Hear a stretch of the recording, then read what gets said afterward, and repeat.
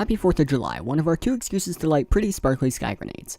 In truth though, America turns 241 years old today, and that is honestly still pretty young for a country. But 241 years still isn't a small feat.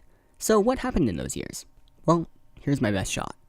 Native Americans were living their happy lives, not being dead from diseases and stuff. Then strange people started showing up here or there. Meet the discoverers/explorers. Eventually Columbus was searching for a way to India since the way by land was long and hostile.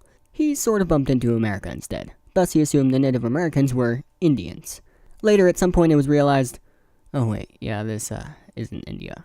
And thus a new race between the world superpowers to colonize America was born. Eventually Britain had colonies in a bit of what we would now consider the US. But the colonies began to be unhappy with, being taxed by Britain when they didn't have representation at all. They also just sort of hated taxes.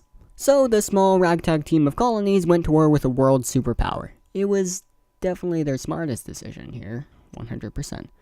They did a lot of stuff, can't really bother to go into a whole lot more detail here, and they were starting to lose, just a tad. Mostly because you can't really fund an army when there aren't, taxes. The French helped them out because they like to push Britain's buttons, and the war was won.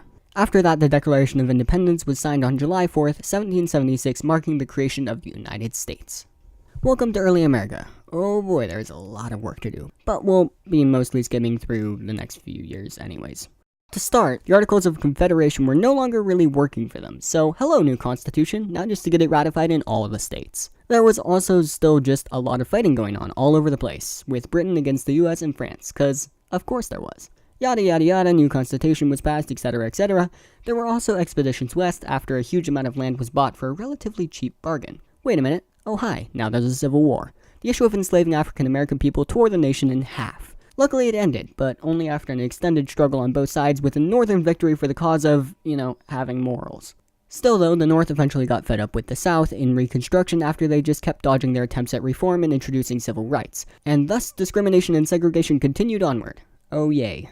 World War I eventually began, and after attacks on ships became increasingly more prevalent, and since Britain was an ally of the United States and kept getting attacked, the US joined the war on the side of the Allies to fight against Germany. The war then ended on November 11th, 1918. World War II then started via the leader Adolf Hitler continuing to invade surrounding lands, growing his dictatorial empire. Then when Japan bombed the US at Pearl Harbor, the US decided that was it and jumped straight into the war in December of 1941. They also locked up all Japanese Americans for fear they were spies. There was no evidence to prove this, and it is still one of our most looked down upon actions in history. The war then ended on May 7th, 1945, when Germany surrendered, and September 2nd, 1945, when Japan surrendered. On a bit lighter note, war was increasingly less intense after those 2 tragedies. But that doesn't mean the US was free of problems though.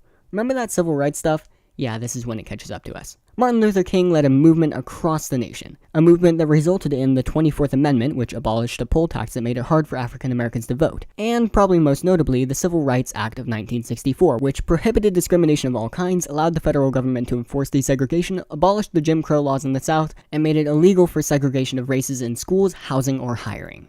Aside from civil rights, the nation was growing. A lot. There were beginning to be new inventions, and there was a lot of technology being created. In 1969, astronauts walked on the moon. In 1989, the World Wide Web is invented. And the list can go on and on. Of course, there were other tragedies such as 9/11 in our history, and these are important to remember, of course. I just don't think I'm the right person to be covering the entirety of US history. That's why there are quite a few other videos covering the history of the United States for you to look at in the cards or the description. Nonetheless, I think it's nice to take a look at what happened in these 241 years. After all, we're sort of celebrating them. Now go blow things up in the sky. Happy 4th of July.